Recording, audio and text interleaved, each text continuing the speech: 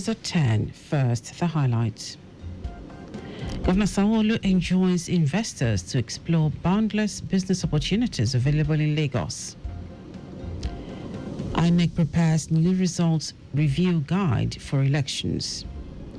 On the foreign scene, United States Senate passes President Donald Trump's sweeping tax cut, spending bill, and others. And in sport, Super Eagles defender Bright Osai Samuel expresses optimism over Nigeria's World Cup qualification. Now the details. I am Dele Agadumo. Lagos State Governor Babajide Sanwo-Olu says the state has the capacity and resources to ensure businesses thrive, urging investors to tap the potential opportunities. Governor Sanwo-Olu stated this when the Managing Director, Adidas Emerging Markets, Middle East, Africa and Asia, Dave Thomas, and his team paid him a courtesy visit at the Lagos House Marina.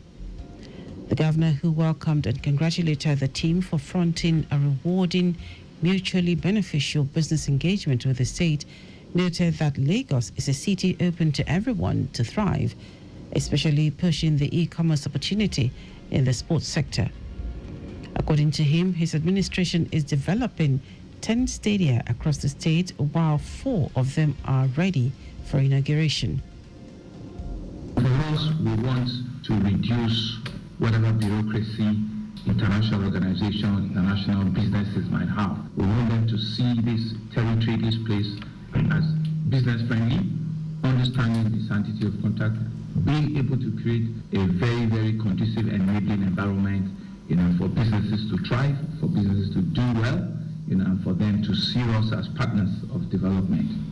Earlier, the Managing Director, Adidas Emerging Markets, Middle East, Africa and Asia, Dave Thomas, commended Governor Sanwo-Olu for tremendous support in ensuring businesses thrive and encouraging the growth of the youths and prioritization of sports in the state.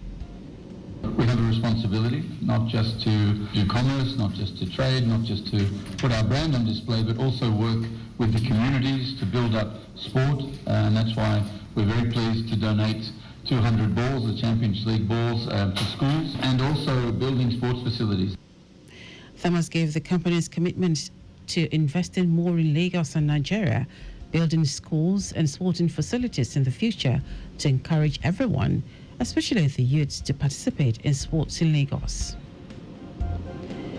Lagos State Governor Babajide Sanwo-Olu is expected to inaugurate the reconstructed Abaraje Road in Igbodu-Ikotun Local Council Development Area and Old Dokbemu Road, renamed after him, in Agege Local Government Area today. This is to further demonstrate an unwavering commitment to bringing relief to residents and motorists through the provision of infrastructure for economic development across the nooks and crannies of the state. In a statement signed by the Commissioner for Information and Strategy, Benga Omotosho, the road infrastructure also passes through Abaraje Road in Igbodu-Ikotun Local Council Development Area, a strategic route that serves many communities in Igbodu, one of the largest settlements in the Alimosho local government area. According to Omotosho, the projects are additions to the 36 roads and bridges, 5 bridges already delivered to Lagosians this year. The Lagos State House of Assembly has summoned key officials from the Oto-Awori Local Council Development Area over a leadership crisis following the death of the council's substantive chairman, Musbau Ashafa. According to a letter read at plenary by the clerk of the House, Olalikon Onofeko, the council's vice chairman, Karim Abiodun, declined to step in as substantive chairman, citing his interest in contesting the upcoming local government elections scheduled for July 12. Reacting to the situation, the Speaker, Mudashiru Obasa, declared that Abiodun must either resign to pursue his political ambition or fulfill his constitutional duty by stepping into the leadership role. He noted that under the amended Local Government Administration Law of 2025, any vice chairman who assumes the office due to the death or removal of the chairman is deemed to have served a full term. Obasa further warned Abiodun to exercise caution in handling council resources, stressing that any financial missteps could haunt him if elected as chairman. Lagos State government has announced a strategic partnership with African Cultural Festival ahead of its 2025 edition. The International Cultural Exchange themed Africa to the World Culture, Creativity and Collaboration will begin with countdown activities across Lagos in July and lead up to a major festival in Harrisburg, Pennsylvania on September 19 and 20. Speaking on the initiative, Special Advisor to Governor Babajide Sanwo-Olu on Tourism, Arts and Culture, Idris Aregbe, said the collaboration is necessary to keep reinforcing Lagos' global cultural presence while deepening diaspora engagement and economic impact. According to Aregbe, Lagos would be represented by a delegation of creatives, entrepreneurs and innovators passionate about culture and its global relevance. The 2025 festival is expected to attract African and diaspora leaders, United States legislators, global creatives, and stakeholders across culture, media, and enterprise. Now to the rest of the stories. The Independent National Electoral Commission is planning to issue a supplementary document to its 2022 regulations and guidelines to clarify procedures for reviewing election results, particularly under Section 65 of the Electoral Act. INEC Chairman Mahmoud Yakubu said these are the second quarterly consultative meeting with resident electoral commissioners in Abuja. The commission is preparing for a packed electoral calendar, including 5 major elections within the next 13 months. These include by-elections in 12 states on August 16, 2025, the Anambra State gubernatorial election on November 8, 2025, area council elections in the FCT on February 21, 2026, the Ekiti gubernatorial election on June 20, 2026, and the Osun gubernatorial election on August 8, 2026. Yakubu stressed that the Commission is concerned with the various interpretations given to the provision of Section 65 of the Electoral Act 2022 and the review of election results. Nigeria's insurance industry has taken a historic step towards deepening public trust and awareness with the launch of the maiden edition of Insurance Week, a collaborative initiative designed to bridge the information gap between providers and the public. The initiative, which brought together key players including regulators, underwriters, brokers, agents, and students, aims to tackle the industry's long-standing challenges of low insurance penetration and poor public perception. Speaking at an event to mark the week in Lagos, the 52nd president of the Chartered Insurance Institute of Nigeria, CIIN, Yetunde Ilori, said the week-long activities were born out of a need for industry-wide reflection and renewed engagement with Nigerians. According to Ilori, the initiative, which cuts across different demographics and sectors, is aimed at educating individuals, families, and business owners on how insurance can serve as a crucial safety net. But before now, we just talk about insurance, but we need feedback. Do you really understand what we're saying? Where and how can you get what we want you to buy? And where we do not even have what you want, we can take it back and as an industry, look at it. How can we serve these people better? So beyond just getting people to know that there's something called insurance, we want to take it beyond that and say, be educated and knowledgeable enough to be able to take a decision.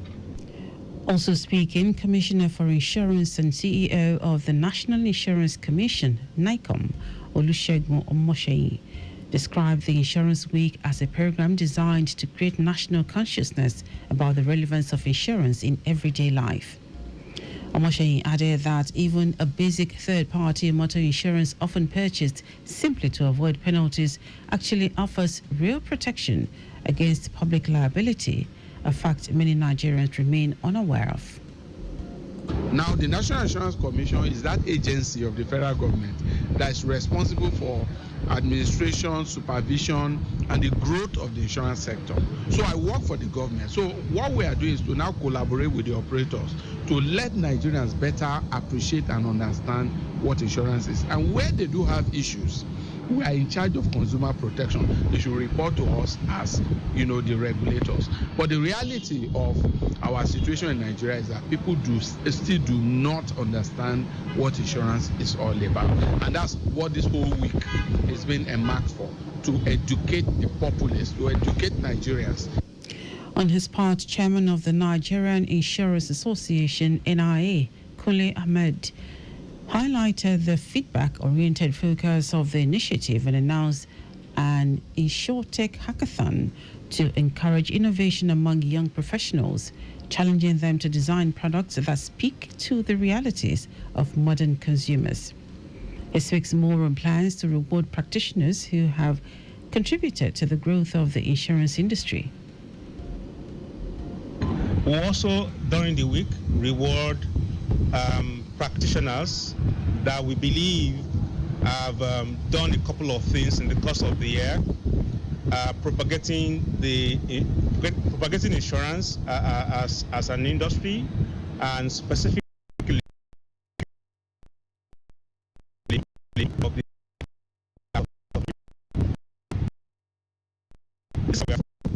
the insurance week.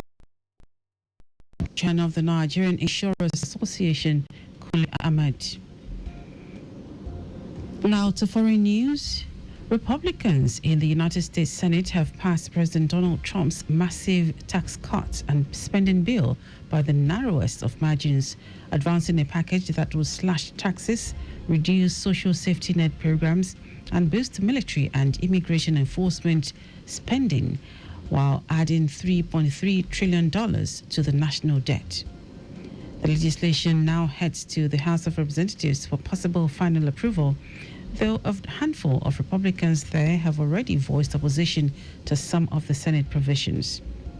Trump wants to sign it into law by the July 4 Independence Day holiday, and House Speaker Mike Johnson said he aimed to meet that deadline.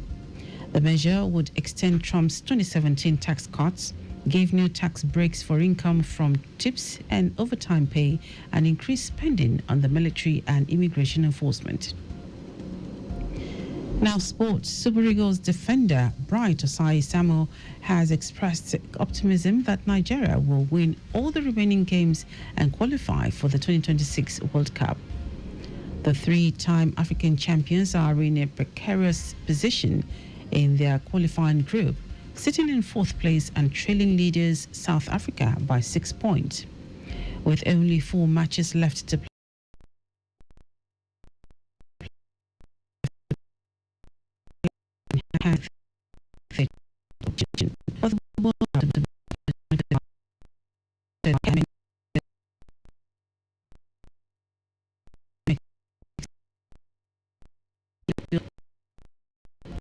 International said the Eagle can still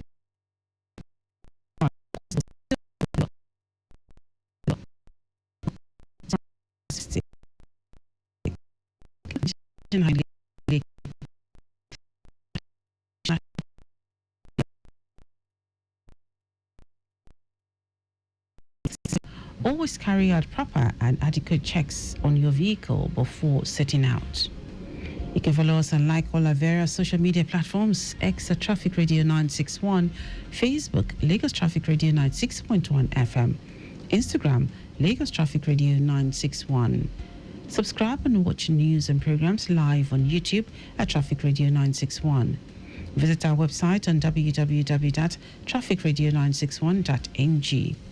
You can also listen to Lagos Traffic Radio 96.1 FM live on My Lagos app for timely updates. Did you know that the Sanwo-Olu administration organized a mentorship seminar for over 1,000 youths on the theme Agripreneur, Strategy for Wealth Creation? You can get more details on the Lagos State Government website. To end the news are the highlights of the major stories. Lagos State Governor Babajide Sanwo-Olu has stated that the state has the capacity and resources to ensure businesses thrive, urging investors to tap the potential opportunities. The Independent National Electoral Commission is planning to issue a supplementary document to its 2022 regulations and guidelines to clarify procedures for reviewing election results, particularly under Section 65 of the Electoral Act. Also told you that Republicans in the United States Senate have passed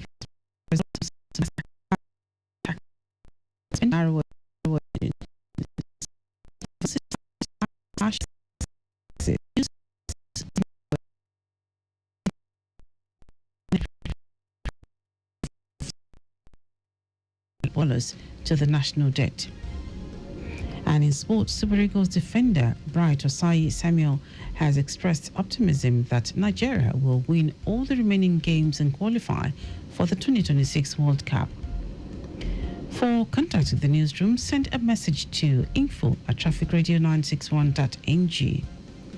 That is news broadcast compiled by Adirayo Iduwolaya. I am Dele Agadumo. Good morning. Thank you for listening.